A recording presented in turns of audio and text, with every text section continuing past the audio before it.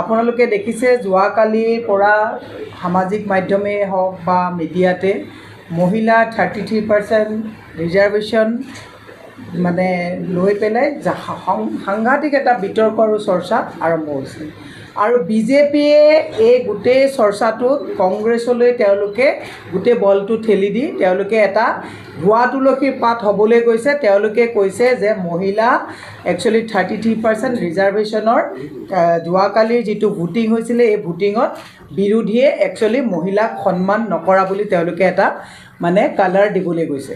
কথাটো আমি নস্যাৎ কৰিছোঁ যে আপোনালোকে যদি চায় তেতিয়াহ'লে আপোনালোকে দেখিব স্বাধীন ভাৰতৰ প্ৰথম প্ৰধানমন্ত্ৰী জৱাহৰলাল নেহেৰু ডাঙৰীয়াই তেতিয়াই তেখেতৰ মন্ত্ৰীসভাত তেতিয়া হেল্থ মিনিষ্টাৰ হিচাপে ৰাজকুমাৰী অমিত কুমাৰক তেওঁ মহিলা মানে কেবিনেটত এটা মন্ত্ৰী হিচাপে তেখেতক স্থান দিয়া হৈছিলে।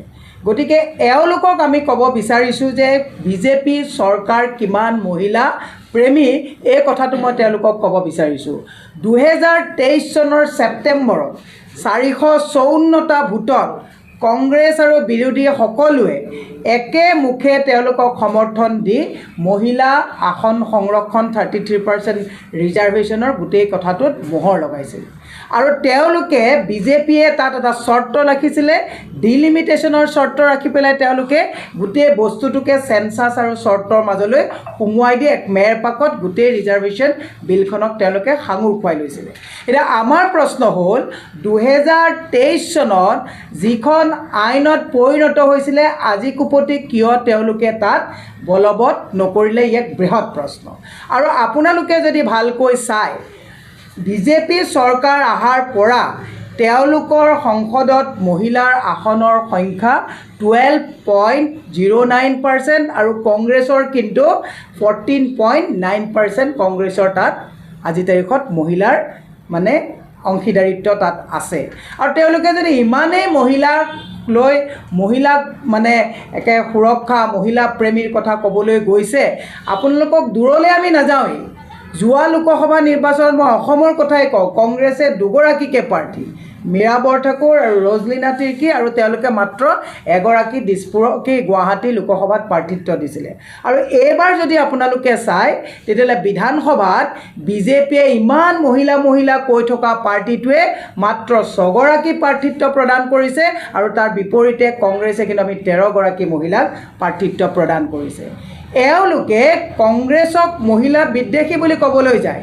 তেওঁলোকে ছ'চিয়েল মিডিয়াত তেওঁলোকৰ কিছুমান অন্ধভক্তক নমাই দিছে। মই আপোনালোকক ক'বলৈ বিচাৰিছোঁ যে পঞ্চায়তী ৰাজ ব্যৱস্থাত 50% ৰিজাৰ্ভেশ্যনৰ গোটেই ফচলটো কাৰ আছিলে? কংগ্ৰেছৰ আছিলে। এই কথাবিলাক পাহৰি যাব নালাগে। কংগ্ৰেছৰ দিনত মই আপোনালোকক কৈছোঁ কংগ্ৰেছে প্ৰথম মহিলা সভানেত্ৰী হিচাপে এনি বেচান্তক কংগ্ৰেছৰ ফচল আছিলে। দেশৰ প্ৰথম মহিলা প্ৰধানমন্ত্ৰী ইন্দিৰা গান্ধী, দেশৰ প্ৰথম মহিলা মুখ্যমন্ত্ৰী হিচাপে সুচেতা কৃপালিনী ডাঙৰীয়া, দেশৰ প্ৰথম মহিলা স্পীকাৰ মীৰা কুমাৰ ডাঙৰীয়া, দেশৰ প্ৰথম আপোনাৰ যদি ৰাষ্ট্ৰপতি গোটেই ইনিচিয়েটিভ লোৱা গোটেই কাৰবাৰ প্ৰতিভা পাটিলকে প্ৰমুখ্য কৰি গোটেই কথাখিনি চিন্তা কাৰ আছিলে? কংগ্ৰেছৰ চিন্তা। আৰু 33% ৰিজাৰ্ভেশ্যনৰ চিন্তাটো তেওঁলোকে হাইজেক কৰিব বিচাৰিছে। এই গোটেই চিন্তা কাৰ চিন্তা? কংগ্ৰেছৰ চিন্তা। এতিয়া মই আপোনালোকক এটা ক'ব বিচাৰিছোঁ, যদি সঁচাকৈ তেওঁলোকে মহিলা এতিয়া প্ৰধানমন্ত্ৰীয়ে কালি 29 মিনিটত প্ৰায় 50 বাৰৰ অধিক তেওঁ কংগ্ৰেছ তেওঁ মিনিটৰ মূৰে কংগ্ৰেছক দোষাৰোপ কৰিব বিচাৰিছে।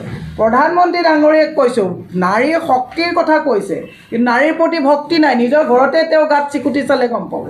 নাৰীৰ শক্তিৰ কথা কোৱা প্ৰধানমন্ত্ৰীয়ে নাৰীক কিমান ভক্তি কৰিছে তেওঁ নিজৰ ঘৰখনত চিকুট মাৰি চালে তেওঁ ভালকৈ গম পাব। সেইকাৰণে আমি ক'ব বিচাৰিছোঁ যে বিজেপিয়ে যি কথা কয় সেই কাম নকৰে। এটা আপোনালোকক উদাহৰণ দিছোঁ। মণিপুৰত যেতিয়া উলংগভাৱে, মই উলংগ পিকচাৰখন দিয়া নাই, মণিপুৰত যেতিয়া উলংগভাৱে মহিলা পেৰেড কৰা হৈছিলে তেতিয়া কিন্তু নৰেন্দ্ৰ মোদী অমিত শ্বাহ এওঁলোকৰ তাত গৈ পেলাই খবৰ ল'বলৈ তেওঁলোকৰ সময় হোৱা নাছিলে। দ্বিতীয়তে আপোনালোকে চাওক, আমাৰ মহিলা মল্লযোদ্ধাসকলে যেতিয়া যন্তৰ মন্তৰত ব্ৰিজভূষণে তেওঁলোকক সেক্সুৱেল হেৰাসমেণ্ট কৰাৰ কথা কৈ পেলাই তেতিয়া তেওঁলোকে তাত প্ৰতিবাদ কৰিছিলে।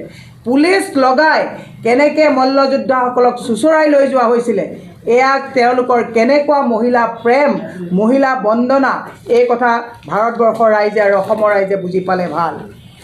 বিলকিছ বানুৰ ৰেপিষ্টক গুজৰাটত ইলেকশ্যনৰ সময়ত ইলেকশ্যন জিকিবৰ কাৰণে মালা পিন্ধোৱা পাৰ্টিটো কোন আছিলে, এই পাৰ্টিটো কোন আছিলে, সকলোৱে হৃদয়ংগম কৰি এবাৰ চকু ৰখা ভাল।